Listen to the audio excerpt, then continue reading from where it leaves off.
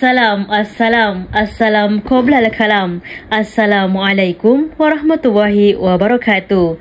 Dan salam sejahtera saya ucapkan kepada Tuan Pengerusi Majlis, barisan panel hakim yang adil lagi bijaksana, serta para hadirin yang saya sayangi. Berdirinya saya di sini pada pagi yang cerah ini adalah untuk menyampaikan sebuah syarahan yang bertajuk Teknologi dan Inovasi dalam Pendidikan bagi Pelajar Masa Kini. Hadirin yang dihormati, pada zaman ini, teknologi dan inovasi memainkan peranan yang sangat penting dalam pendidikan.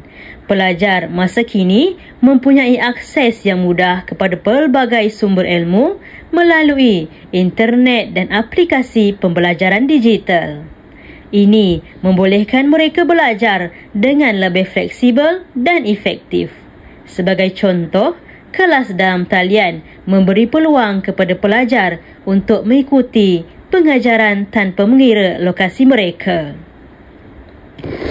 Hadirin yang dimuliakan, selain itu, inovasi dalam pendidikan juga seperti penggunaan alat digital dapat memudahkan guru dalam menyampaikan ilmu. Teknologi bukan sahaja menjadikan pembelajaran lebih menarik, tetapi juga meningkatkan interaksi antara pelajar dan guru. Dengan adanya kemudahan ini, pelajar dapat berkolaborasi dengan rakan-rakan mereka dalam talian, membincangkan idea dan menyelesaikan tugasan bersama. Namun, penggunaan teknologi juga memerlukan kemahiran yang betul. Oleh itu, pelajar perlu dilatih untuk menggunakan alat ini dengan bijak agar ia dapat dimanfaatkan sepenuhnya.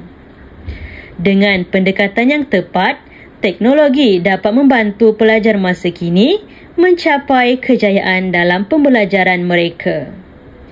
Sebagai penutup, marilah kita bersama-sama memanfaatkan teknologi dan inovasi dalam pendidikan dengan sebaiknya agar kita dapat melahirkan generasi yang lebih berdaya saing dan berilmu. Sekian, wabillahi taufiq wal hidayah. Assalamualaikum warahmatullahi wabarakatuh.